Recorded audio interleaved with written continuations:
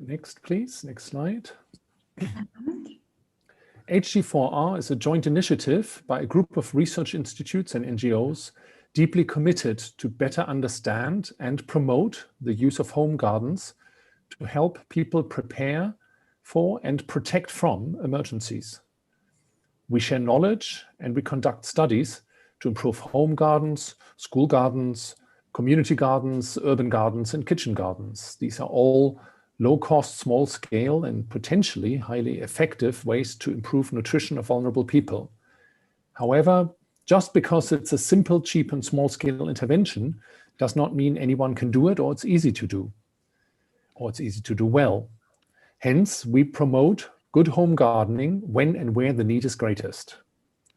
We appreciate the financial support from the German Federal Ministry of Education and Research for HG4R. Last month, Gwen, do you have the slides maybe? Could you put them up? Thank you very much. If you max that, please. I hope everybody can see that. So that's our cover slide, and go to the next slide, please. And that's our network with all the different members, and that's also our project website where you can find more details. Next slide, please. Last month, we had Regine Koplo from Concern and Ugo Bernieri from the International Committee of the Red Cross, and we heard about them, how they view and design home garden interventions in crisis settings. If you are interested to catch up with their view, you can see the webinar on YouTube. You can also find the slides and some questions and answers written up and the link to the film on the HG4R website on that domain that you can see in the bottom right corner there. Next slide, please. Thank you. Before we proceed, we must run a small advertisement from our sponsors to help pay for this webinar. The research institutes IGZ and ISDC, which co-host HG4RR, run a global online survey to learn how people cope with the coronavirus. We call it Life with Corona. The survey is available in 18 languages and can be taken by any adult with an internet connection around the world. I would be grateful if you could please share the link to the survey in your social media networks and at your work and with your families to encourage many people around the world to help take the survey. In the survey, we also ask about food security, and we would like to track how COVID-19 has shaped food security around the world. The survey only takes 15 minutes to complete, and all answers are completely anonymous.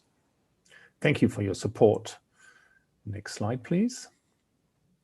Now to our main act, Pepijn Schreinemachers, who will talk to us about school gardens and healthy eating in low-income countries.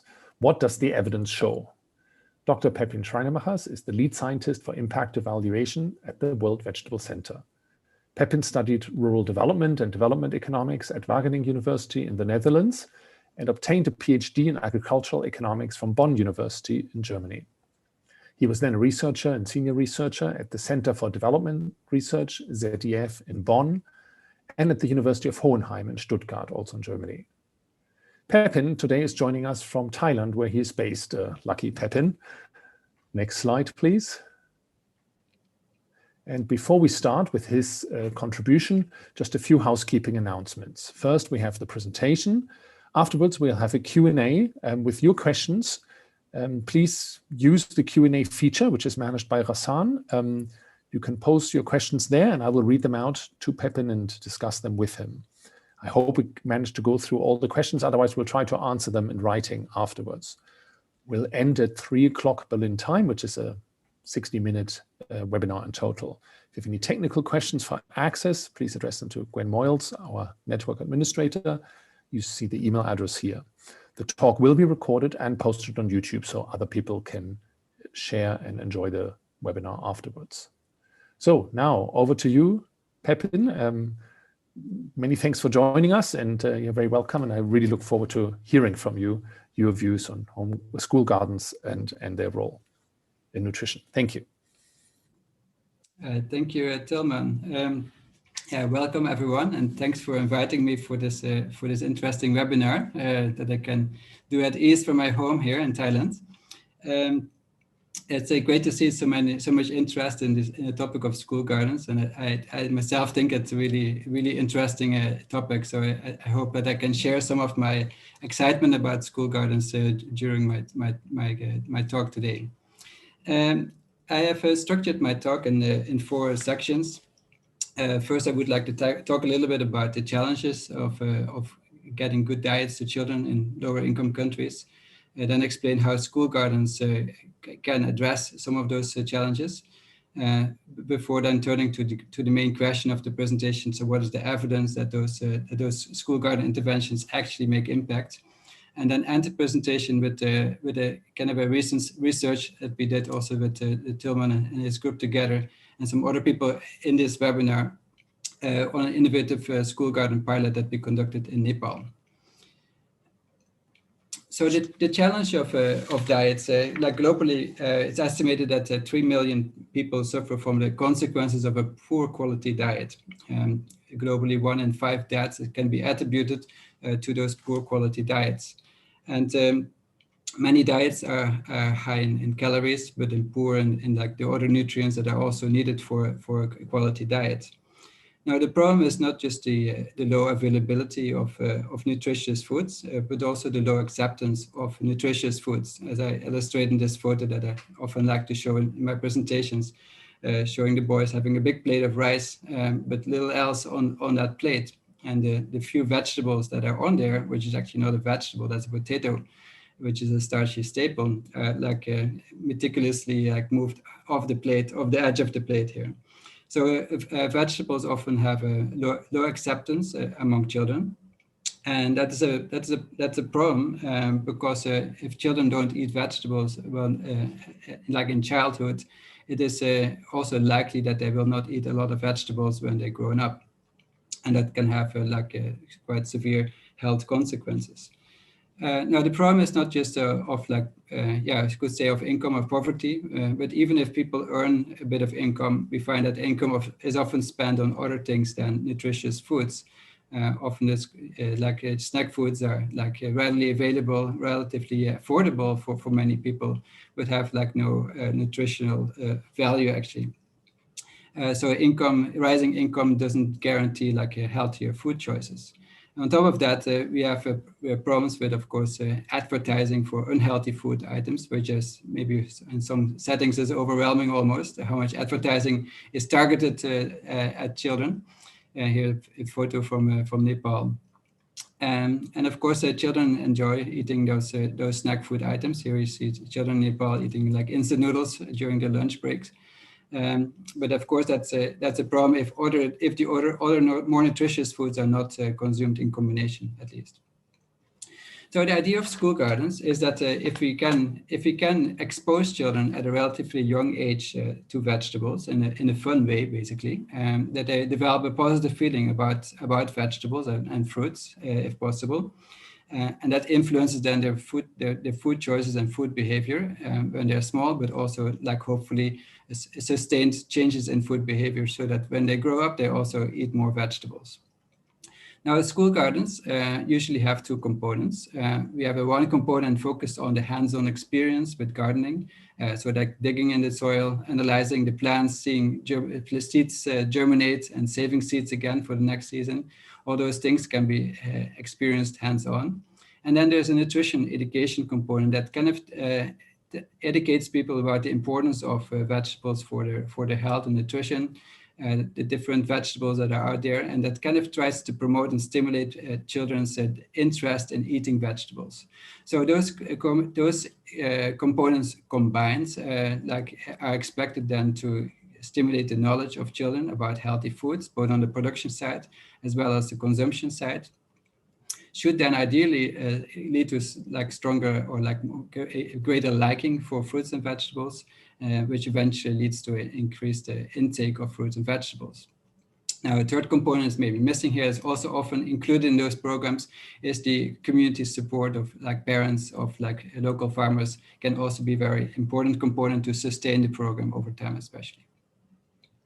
Now, school gardens not only aim at improving the intake of fruit and vegetables, they can have multiple objectives. That is shown in this paper, or this book that is mentioned here.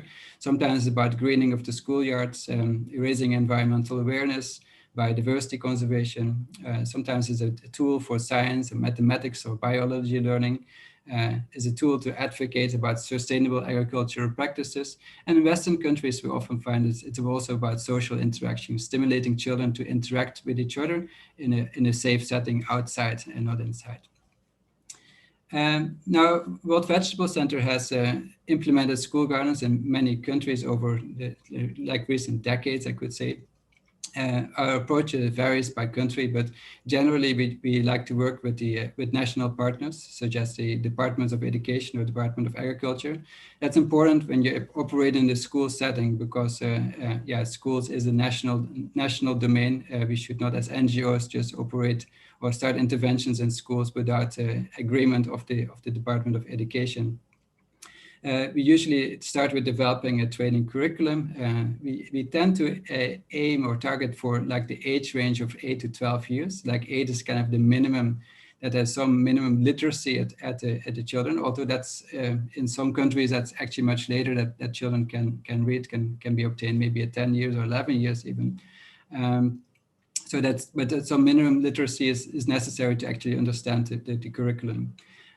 Selection of schools, not every school is suitable for establishing a school garden. I will show that in the next slides. Identify then usually focal points or focal teachers, that those teachers who are responsible for implementing the garden. And usually we have 2 teachers per school.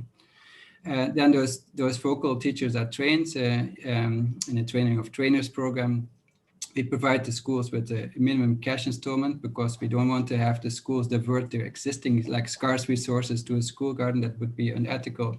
So some cash installment is needed to for example, land improvement, the buying of some inputs or some tools. Some cash is needed.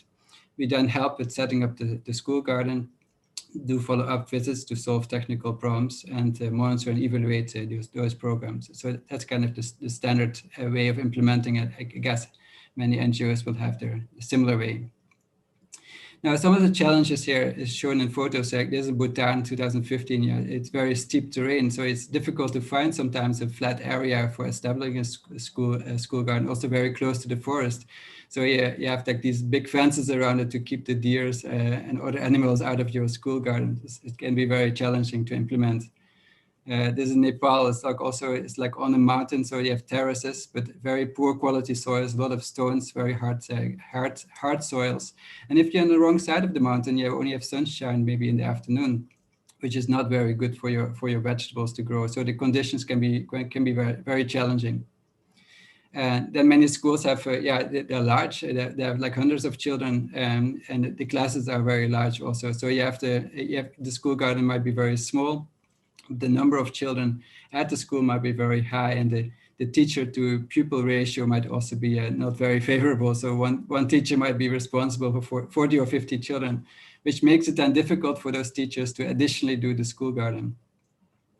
Water is a key constraint. So often installment of a water tank is kind of essential, but not every areas have easy access to water. Sometimes we find the schools don't even have water to the laboratories. So what do you want to irrigate in your garden then if they cannot flush a toilet? So it's really important to consider whether you want to select this particular school for a school garden.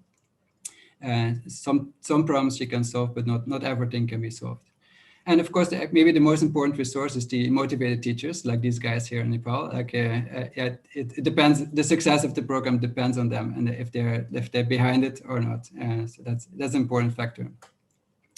Now, because of all these challenges, we have to keep in mind that the purpose of this is usually not to produce a lot of vegetables. Like if the school garden's purpose was to feed or to supply the school canteen, it's not going to be very successful usually because of all those constraints. So a school garden, I say, is not a farm. So the purpose is not to supply kilograms of vegetables, because if you have hundreds of children in your school, you need tens of kilograms of vegetables each day, right, to supply those children. And that's kind of unrealistic. Then you need a full-time farm manager basically to produce those quantities. So we need to keep in mind that the school garden is kind of a learning tool. It's about the experience of children with those crops rather than the kilograms of yield or harvest that you get from it. Now, if this is done well, it can be very nice, like I show you here in Nepal with very simple tools, like basically construction waste they used to make a fence and kind of this like raised planting beds with name tags. It looks very nice, very small, but very, very good, and white pads for the children to like walk around and run around in this garden. Also here in Indonesia, you see like a very small space, so they have raised planting like a vertical system. Looks also very nice, very suitable for children to walk around and explore. And even in the schools that have very little space, like this Indonesian school here, like you can still set up some kind of a school garden, we find. So it's just about the exposure of children to those plants, and that works even on small areas. So let me then come to the part on the evidence for impact here. So the issue is here that school gardens are implemented in both many high-income countries and low-income countries. But if we look at the evidence, there's actually not much evidence for impact. Although many people have maybe success stories that school gardens like helped with a lot of beneficial things. But the like scientific evidence is kind of lacking. So what we have available, and I will show you next 2 slides, is basically 2 review studies. But all of those review studies are focused on the higher income countries. So in this first one, Dorothy Blair in 2009 reviewed 12 quantitative studies in the United States only. And she found like positive outcomes in the area of science achievement. So knowledge has improved in 9 schools, but increased fruit and vegetable consumption only achieved in 1 school out of the 12. The second review on school gardens is by Heather Oley and co-authors. And she had a bit more like a wider scope study, but also all higher income countries, Australia, USA, Europe. They found 13 studies, and like 8 of them have improvement in food preferences, also knowledge and attitudes. Several, like a large proportion of the schools improved. But if you look at the children's food and vegetable consumption, only 2 out of the 13 studies could actually show a significant increase in that aspect. So these 2 studies basically show, okay, school gardens may contribute to preferences and knowledge and science scores, but not necessarily to changes in the food habits.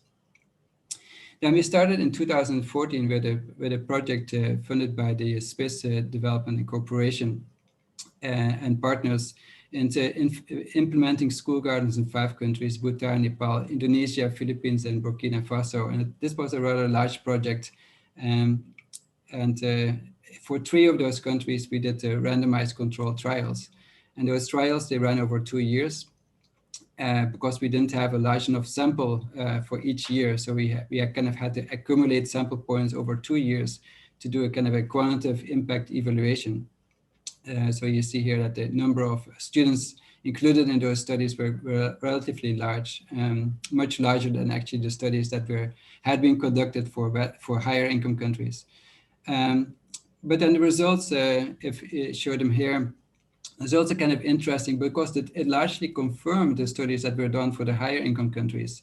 What it showed is like we have significant increase in awareness of fruit and vegetables, the children's knowledge of fruit and vegetables, and even the preferences generally increased, at least in Bhutan and Nepal.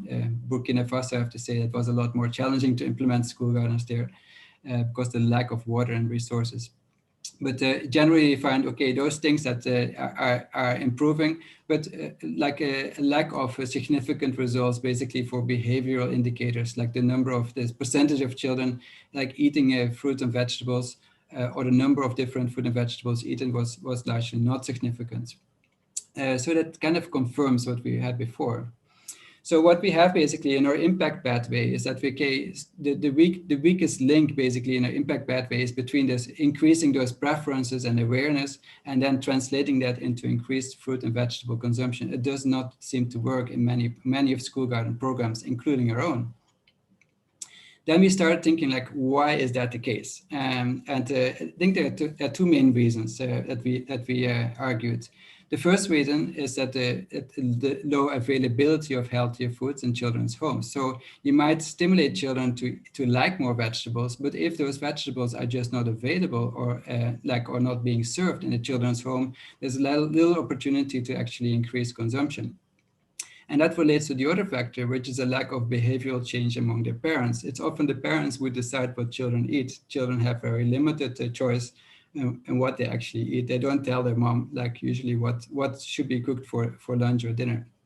And many of the meals are actually served at home. So school meal penetration is still relatively low in many countries. So most of the meals are just eaten actually at the children's homes.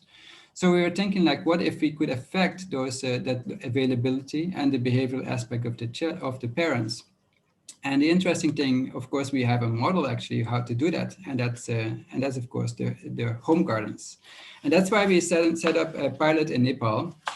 And we said, okay, what if we have now a home garden program that kind of targets the parents to increase the availability of fruits and vegetables in the home, and kind of nudges those parents to kind of increasing their preferences and liking for vegetables and their knowledge about vegetables. So we kind of combine it with we target the children at school and the parents in their home, and both to grow basically the same vegetables and learn the same nutritional messages. And that's what we tried in Nepal. So it's a combination of like children get school gardens and nutrition education, and then the parents get home gardens training and also nutrition education, very similar. So the school garden intervention, to describe it, we had a 23-week curriculum developed. The school garden intervention was implemented by the Nepal Agriculture Research Council, by the way. We targeted children in the age of 8 to 12 years. We trained vocal teachers. We had $880 basically in 3 installments we paid to the schools. We provided them seeds for the winter season and the next summer season, and we provided regular follow-up. On the home garden side, we organized 3 training events on gardening and nutrition, always combined. We provided them the same seeds as the schools received, both for the winter and the summer season.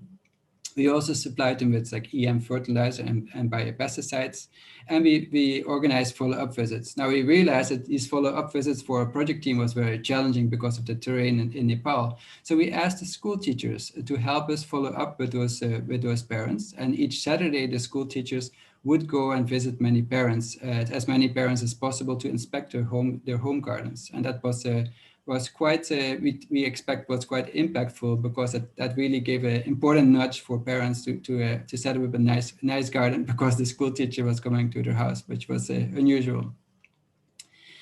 So, and this is difficult to see. Oh, this is better. So what we did is we used a randomized controlled trial approach, in which we initially started with 52 eligible schools and divided them into 2 groups of 15 schools randomly. And we had 450 children plus their parents in each of those treatment arms. Then we collected data before the start of the intervention and 1 year later after the intervention. Let me see the next slide. So what are the results of this pilot? What we see is what we had expected. We do find for the parents an increase in food and nutritional knowledge, 26% improvement, also in the agricultural knowledge. An improvement among parents in their liking for vegetables, and we see that the home garden productivity also increased. They grew more species in their home garden. For the children, we were surprised to find actually no effect on food and nutritional knowledge, which basically could mean that the curriculum was not challenging maybe enough for the children. They had this knowledge already. Because nutrition is already taught at school, so it might be an issue there. But we do find a small increase, at least in the liking for vegetables, and we find an increase in their healthy snack preferences. So if we give them 2 choices of like a healthy and an unhealthy snack, we measured like which one they preferred. And most important result is like the proportion of meals that actually included at least 1 vegetable. There we find that in the baseline about 30% of the meals included vegetables. And then in July and September, before the start of the intervention, we find no significant effect, basically. But then once the intervention kicks off, we do find a 15% increase in one season, although it's not highly significant. But then in Q3, we find even a 26% increase. In Q4, we find also a 26% increase in the proportion of meals that included at least one vegetable. So that is very encouraging. So it showed like, okay, the combination of the home garden and the school garden actually increased the vegetable consumption among those children. So with that, let me come to a conclusion here. So first, a short recap. What I have shown is like we have like big problems with unhealthy food choices among children and adults, not only in low-income countries, but also, of course, in higher-income countries. We do see that school gardens have a much potential to promote healthier food choices. The exposure of children to fruit and vegetables is potentially really important. And of course, we need to think about how that effects actually have long-term effects. When we look at the impact studies, these are all like short-term impact studies, 1 or 2 years, right, of exposure. But potentially those school gardens can even have much longer term effects. It's difficult to measure, of course. The evidence for behavioral change is very limited. We showed even in higher income countries, the effect on like increased fruit and vegetable consumption, very limited. Very few studies were able to show that significantly. We argue that this is because of the low availability of healthy foods in children's homes and the lack of like behavioral change among parents. Parents are the most important factor influencing food choices of children, of course. So we try to address this in a home garden intervention. That leads us to the conclusion, basically, that we think it is really important to think about comprehensive interventions as opposed to school gardens as a standalone intervention. So we might say a school garden as a standalone, only doing the school garden might not give you the behavioral outcomes that you would expect. So you need to think more comprehensively and think about the household or community level intervention might be important. Of course, it increases your cost, but it's a choice between impact or no impact, perhaps. School gardens in lower-income countries need to influence children's food preferences and food behavior, but also need to make those healthy foods more available in children's homes and nudge the parents towards healthier food choices. So those two aspects, I think that's the main lesson that we learned from our projects. Make the foods available and influence both children and their parents in order to obtain those nutritional outcomes. With that, I would like to end there, and I'm sure that we'll have an interesting discussion. Thank you for your attention.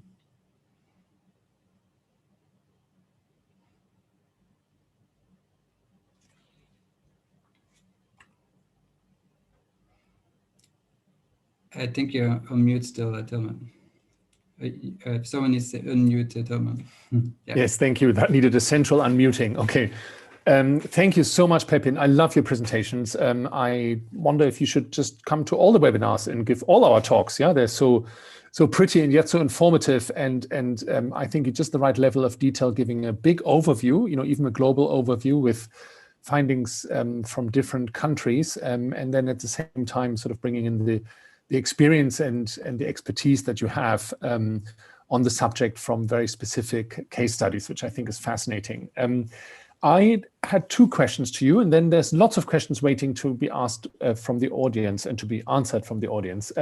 My 2 questions are as follows. On the one hand, while you are doing a lot of research, and I think it's fair to say you're the world's sort of leading expert on this field, why do you think there are so few other studies, and why is there relatively little research? Both child nutrition is a big topic and child education is a big topic. Why is sort of how to teach children nutrition a seemingly relatively small topic? Well, I think the topic is well studied in higher income countries. I think every intervention is extensively studied, including school gardens, but also school meals. But I think the challenge for us is to bring that research also in the low income settings, because we cannot assume that if we show it significant in a higher income country, the same thing will happen in a lower income setting. So I think that's just a research gap we need to fill, I think it's a challenging research area, but very, very, I think it's going to be more research in the future also in that. Okay, thanks. And the other thing is your findings and our findings in Nepal sort of suggest that integrating across different domains, you're tackling not just a sort of the children, but then also their teachers, their parents. You had this beautiful picture of a snack shop inside a school, yeah, which shouldn't really be there, but of course it is. So you mentioned water, which is very important. Yeah, I mean, even if you have a balanced diet, if there's no water and you can't wash your hands, there's a nutrition issue, a wash issue, you might get ill and have diarrhea, and then even the good food you eat, doesn't do its good job. So on the one hand, we're calling for more and more integration of programming, but on the other hand, is it realistic, or are we expecting too much? Yeah, it's a good question, but I think we need to think about the right balance. It's a tendency to make programs maybe too complex, because it actually the effort we spend on this home garden plus school garden program is quite large. You need to develop two kind of training materials. So you have to think carefully, but of course collaboration, and maybe other NGOs are working in the same area sometimes on home gardens, and the other NGO is working on school gardens. So sometimes it can be combined and coordinated, right? So there might be opportunities that we are missing if we don't coordinate efforts. But it's a balance, and it needs to be carefully discussed, of course, and we need the evidence. But how much do we need to put in the program, and how much we can leave out, because it can be costly, right? Yeah. Okay, excellent. Thank you. I think that's a very good point, and important to bear in mind. Yeah, sometimes maybe if we integrate too much, we might end up not pursuing any of the objectives that we are, not achieving any of the objectives that we're pursuing. Yeah.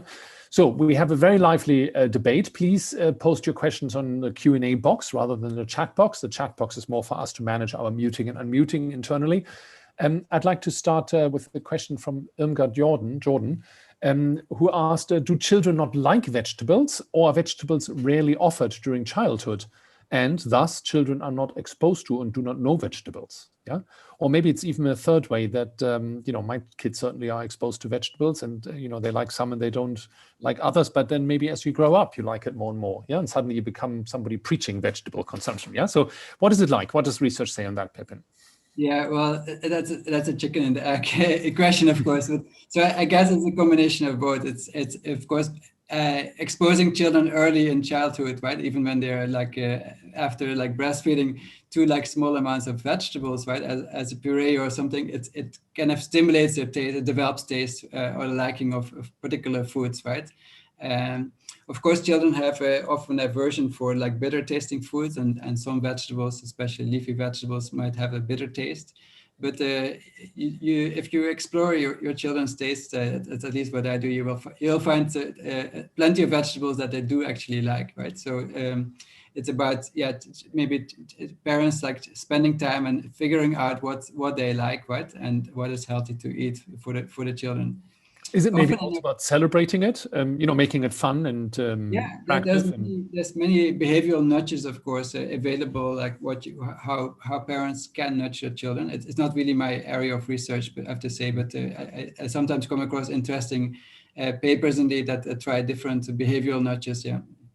Okay. Why not? Yeah. Thanks. Then there are a couple of questions on measurement, and I'll try to group them a bit. So Kara Weber asked, how did you measure a child's consumption of vegetables to determine the impact of the gardens, and how reliable was the method? And there's another question in a related fashion. Mamunur Rashid asked regarding children's diet, how do you measure it? Do you follow IDDS? In the school gardens, do you maintain or give focus to any food groups? Maybe those two questions just now on measurement. I guess they could have the same answer. Right. So what we did is we in the previous studies in the vegetables go to school, we actually did a baseline and an endline study, and we realized that that's not enough because of this strong seasonal variation in vegetable availability and consumption. So in the Nepal project, what we did is we collected consumption data on a monthly basis. So we distributed, we created kind of a booklet, a notebook for the children, which is a logbook basically. And every month we said, I think every first Monday or Tuesday of the month, they in class they would enter in there what they ate the previous day. That's not an easy exercise for small children. So there is a lot of measurement error to be expected there. But so the teachers helped a little bit, and the children were trained on how to record that. I think it's the best we can get, because it's difficult otherwise. We'd also ask the same question to the parents in the baseline and end line to kind of confirm if the parents have as good a recall as the parents have, and I thought that was not too bad what the children could recall. So it's a very challenging. Our main lesson is you have to record this at least on a monthly basis, otherwise you're not going to find any effects. Yeah, I think that really worked very well, the monthly log, right? And our colleague Puspa Gimiri posts the support that each of the home gardens received. So if people listening want to look at the Q&A and they see the different sort of seeds that were given and the quantities, so that's a really helpful resource there in the chat. So that's not a question, that was a help. Then our colleague Pride Abili from the University of Hohenheim has a question, but by now we have so many questions that I need to zoom up and down. There it is. What quantity of vegetables should a child consume a week for this to translate into nutrition outcomes or impact? Yeah, that's a good question. We need a nutritionist in the audience. Maybe someone who has a nutrition background can answer that. I think there's only, we know like for 5 portions a day, that's for adults. That's about 400 grams of fruits and vegetables, roughly the equivalent of 240 grams of vegetables, right, for an adult person. There's no such comparable thing for children. Of course, the amount is less, but there's no standard there available. But if someone has knowledge about it in the audience, please type it and share it. Yeah. Yeah. Okay. Thanks. So Julian Gonsalves asked on the results from the Nepal case study.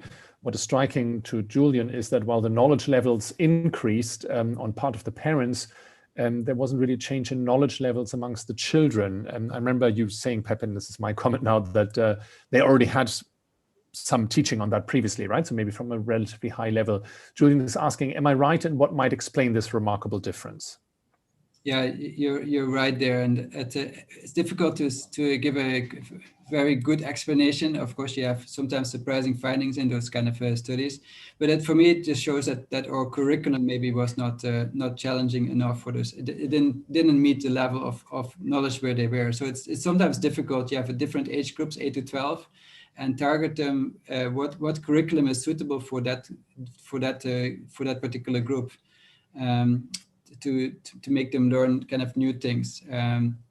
So maybe we underestimated the existing knowledge of the children, or the curriculum could just have been too hard. That's also a possibility, of course, that they didn't understand the learning materials. So this needs a bit more study, I think, and getting the curriculum right is quite challenging. Yeah. And just to see that our audience is participating very actively, Irmgard Jordan posted 5 portions a day is also valid for children, where I think we should remember that this 5 a day rule is not just fruit. Yeah, it's fruit and veg, because veg having the advantage of being less sweet on average. And then she adds the portion size differs with the palm size, which is a nice way of remembering it, right? So 5 of those a day, depending on how old you are. There are several questions on sort of different types of intervention. So let me maybe just pull those out. Sarah Fisher is asking, have you considered working with vertical gardens when working in areas with difficult terrain or soil conditions like we saw in Bhutan? Yes, we have done it. Now, in those areas in Nepal and Bhutan where we worked is mostly quite a rural area, so we do have some land available. Indonesia, the pictures of vertical gardens that I showed is all from Indonesia, where the size of the schools is super small, so there's no other option than going vertical. So it is possible, but of course you need to have the technologies also locally available. It's a bit more costly, of course, sometimes to go vertical. Because you need some more containers and some some structures there, but ideally some stable structures. But it's possible. Yeah, you can find, and agronomists are often good at finding some creative solutions locally. Yeah. Yeah, super. Jacques Bakundukise, sorry about that. Thanking you for the great presentation. I completely agree with Jacques. At what extent was the involvement of the teachers to the success of the project? So what role did the teachers play, you think, in getting the kids to like their vegetables more? Yeah, I would say it's essential, I think, because we do find in that sample of 15 schools a lot of variation, and that variation between schools, some do really well, have a beautiful gardens, and others are struggling or are not able to do it well. It's often related to the motivation and the interest of the teacher in that subject, which is a bit of a risky thing because you cannot control that entirely, that motivation. And in many of those settings, we find a high teacher turnover. So teachers, and in many countries, don't stay very long at a particular school. They try to move maybe to different areas or closer to cities, and move away from the remote area. So that's often a challenge, and it can kind of that challenge to the sustainability of a well-running school garden is the teachers leaving. So it's a critical aspect, I think. Yeah, we find it in many of our countries. Yeah. Okay, we have a comment from Denise Van Wissen, who says, would love to hear more about the impacts from school and or home gardens. For her, the take-home message is to always promote both the higher adoption of household vegetable eating. We've had good results with gardens here in Nicaragua, but there hasn't been much solid research on the impact of eating habits.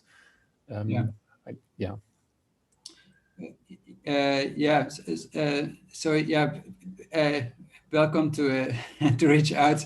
There's probably plenty of people that can willing to help you with the research aspects, and I hope that our papers, the references are in the last slides of the presentation. So if you download the slide deck later on from the website, that you should be able to access all the papers, and they're all open access, so you should be able to see the methods that were applied.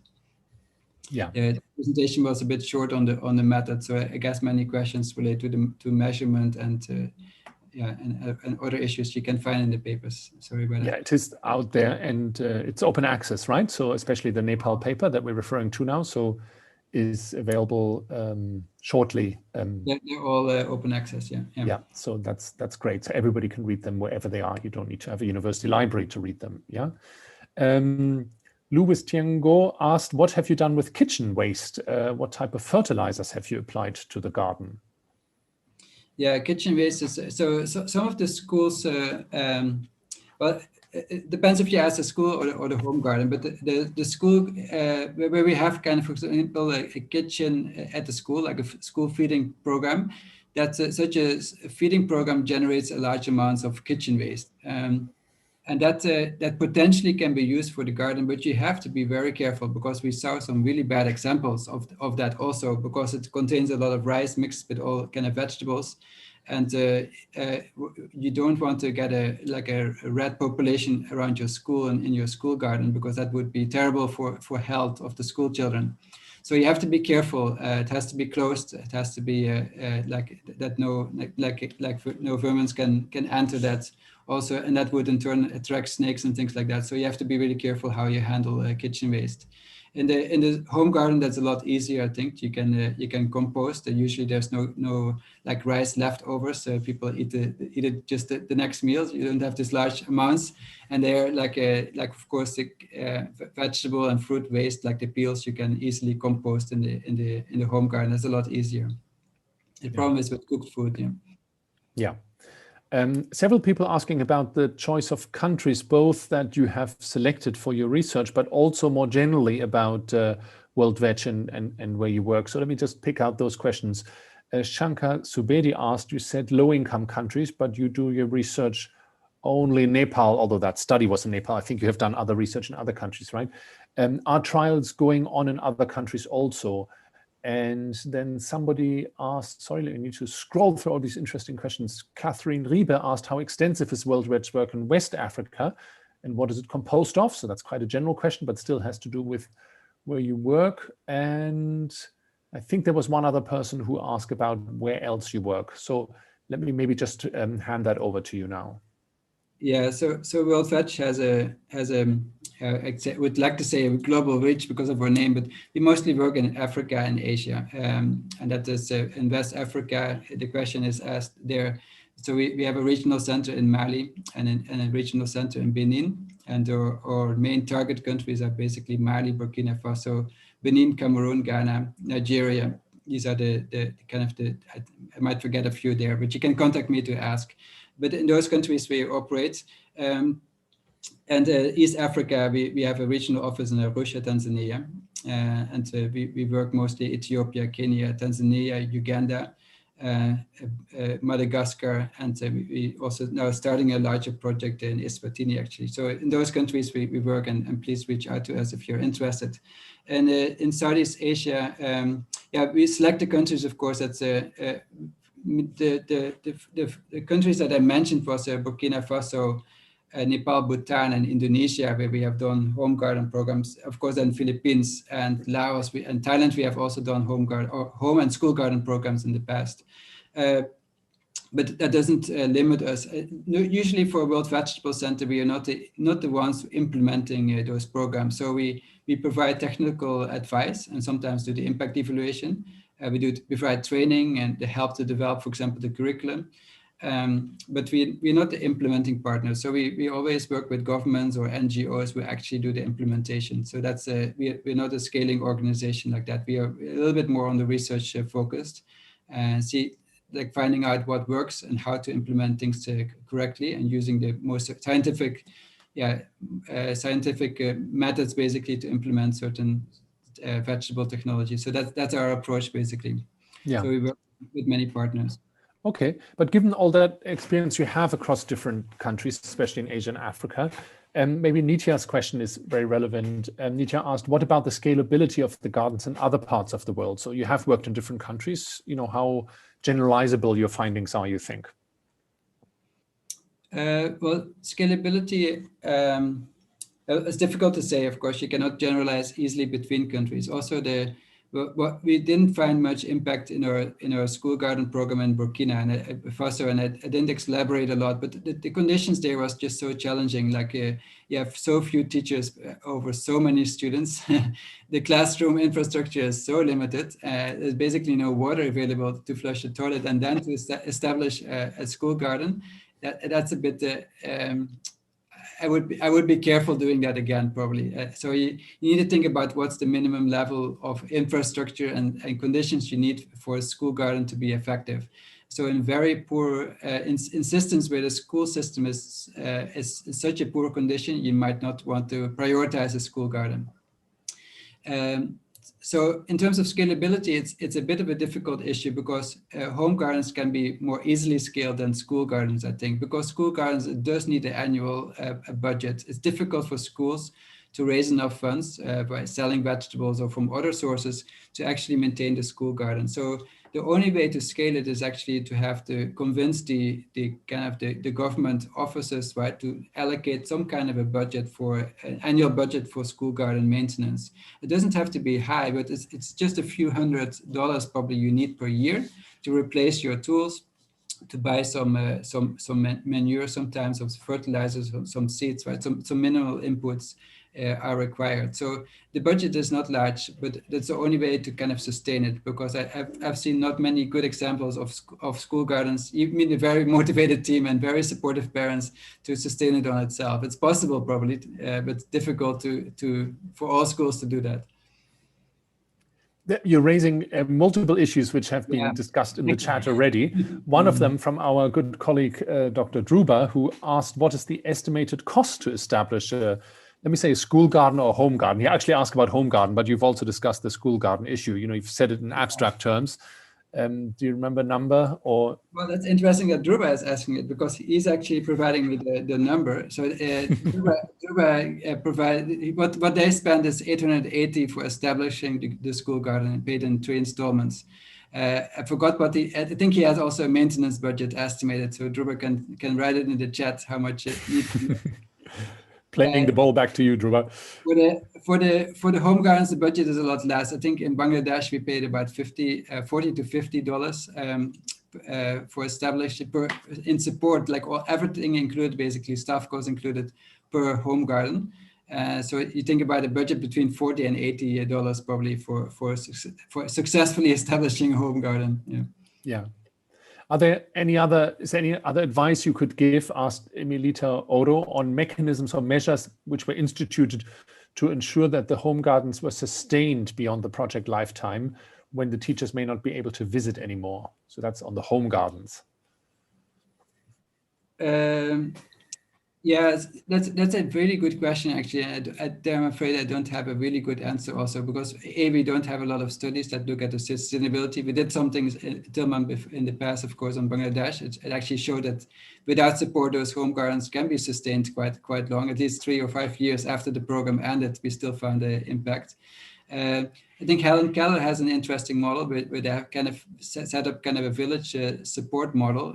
So they organize kind of a community group that kind of supports the home gardeners as a women's group sometimes. So creating the institutions to kind of that women get together and work on their home gardens can be quite effective, and I believe in that. Yeah. Mm-hmm. Thank you. Aregawi is writing from Ethiopia and is asking, we're working in school and home gardening, and we find the major problem is water scarcity, as you had already identified for Nepal as well, especially at the household level. What measures would you suggest against water scarcity at the household level? Yeah, it's something we're struggling with in many of our home garden projects, especially in Africa, I think, because the irrigation is so limited in many parts of Africa. We have tried, of course, sack gardens, and I think many NGOs have tried with sack gardens, can be or keyhole gardens, are kind of two models to have very efficient use of household water. But then even then it's like large scale or like larger production is quite limited, because those keyhole gardens are not that large usually. Of course, technology is like a soil cover, right? Like combination of different crops, permaculture, are all methods to optimize the water use efficiency. So there's options, but all those options require still a minimum amount of water to your garden. Without any water, all the plants will die still, right? So it's kind of a balance, and you have to be. We often find it also as the most important constraint is the water. Yeah. Yeah, thank you. Then we had another really interesting question about the earthquake, because the study area we worked in, Sindhupalchak in Nepal, is an earthquake-hit district. So Sushil is asking, what was the impact of school gardening project in the early recovery phase specifically? Yeah, that's a good question. The first project in Nepal we did, that was actually 2014-15. That was affected by the earthquake. Actually, Dhruva is online. He can explain us how the schools were affected. Basically, all the schools in the area where we worked collapsed because of the earthquake. And also in Sindhupalchak, so the second study, most of the schools are kind of in temporary buildings still after, it's like 45 years after the earthquake. Still the schools have not been rebuilt often, or they're under construction. So the project was actually not that much affected. The school gardens actually continued and provided also another purpose. Some of the project team were very kind and reallocating some of the resources that were originally allocated for buying fertilizers or things. So some of the resources with agreement of the donor were reallocated to emergency relief efforts. So some of the channels were used to kind of also reach the schools and support them as much as possible. But yeah, most of the schools still find it even in those crisis situations, they find it worthwhile apparently to continue the project and continue the gardens. Yeah. Dhruva, feel free to add any details in the Q&A there if you have. Yeah, thanks. Yeah, thank you very much. So we have another encouraging feedback. Oh, where has it gone? From another nutritionist who agrees with our view on the 5 a day. Yeah, but who adds that what is really important is here it is from Denise van Wissen, who agrees with the 5 a day message. We really try to promote consumption of at least 2 orange-fleshed vegetables per day, especially for the under 2-year-olds, because the diets here in Nicaragua, Central America, where she is, are very lacking in fruit and especially in vegetables. Orange squash, carrots, sweet potato are excellent weaning foods to provide beta-carotenes, which are often deficient and so important for optimal growth and preventions of infections. Yeah, so thank you, Denise. That's a great comment and confirms what we had discussed. Our colleague Puspa is posting here in the chat the paper, which is now online. So, and you can look in the Q&A later on our website as well to find it. Several people have asked what happened to the school gardens during school holidays. And maybe you could just briefly comment on that, Pepijn. Yeah, the school holidays are always a challenge because, sometimes we find the gardens are not maintained, and that a school holiday can be a week, for example, right? So, or 2 weeks. But if that garden doesn't get water for a week, then all your plants might have died. So it's challenging, I think, in many settings. Also, the longer school breaks sometimes. This garden needs water every day, so it needs to be arranged at the school level. In many rural settings, we have plenty of parents or community members that help out and maintain it sometimes. But that can be a challenge in some schools, I think, where they're not maybe also located within the village itself. That I can imagine. Yeah.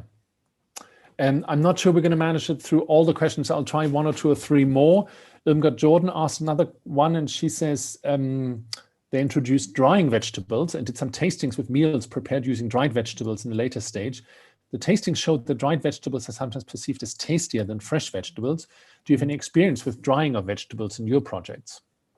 No, we never tried that, and that's interesting to hear. In many countries, actually, we find the opposite, that traditional ways of preservation or fermentation of vegetables is like less popular among younger people. So that's interesting to hear that you did it at a school setting. It's a good idea, actually. Yeah. And then maybe the last topic I'd like to come to from all the excellent questions we have, and as I said before, we'll try to answer the rest of them offline afterwards and post Pepijn's answers on the website. But the last one is maybe a good one to finish on. And Fradus Mohammed Safil Azam is asking, how do you think your findings can help coping with COVID or post-COVID scenarios? Yeah, good question. Yeah, nice. Thanks for asking that one. I do think that home gardens have increased a lot in popularity during COVID-19, and many people have started to buy some seed packs and try to grow the vegetables in the garden, which is a good approach and shows also the relevance of this topic. I think home gardens for resilience. It is a way out of like providing your own food. It's not just it provides you food, but also it provides you a purpose often when you are like isolated in your home, right? Like having plants to grow and looking at them and see how they develop every day can be quite a way of like de-stressing your life. I think many people experience. So also school gardens, I think it's also good building that resilience at an early age, having children, showing children basically you can grow your own food, right? Doesn't have to be farmers growing it for you, or it's not just from the supermarket, but you're able to do it yourself, and it's not so difficult if you know how to do it. So it's I think it's a good initiative, and I hope that there's many initiatives in this COVID-19 situation that we kind of think about how to promote home gardens and growing your vegetables. Yeah, thanks for asking the question. Yeah, thank you, Pepijn, for answering that so well. I completely agree with you that the benefit of home gardens is actually not just nutrition. Yeah, and I think that's important to remember. We're coming to the end. Is there a final comment you would like to make or final observations after what was a really lively and multivariate and very diverse discussion, which I really appreciate, and I thank everybody in the audience. But Pepijn, you have the last word. How would you like to conclude? I didn't think about that. I would just say eat 5 a day, I would say. So let's all do that. That's a great conclusion. Yeah, let's do 5 a day, the size of your palm. Yeah. So thank you very much, Pepijn. Thank you to all the participants. Thank you to my colleagues who helped organize it, Gwen and Rassan. And we have another webinar coming up on the 15th of December at 2 p.m. Berlin time. Check our website. You can register for that online in advance. My colleague, Dr. Hassan Baliki, will talk about a project in Syria and how we are measuring how people maintain their food security in Syria. That's very exciting and important work. So thank you all, and have a wonderful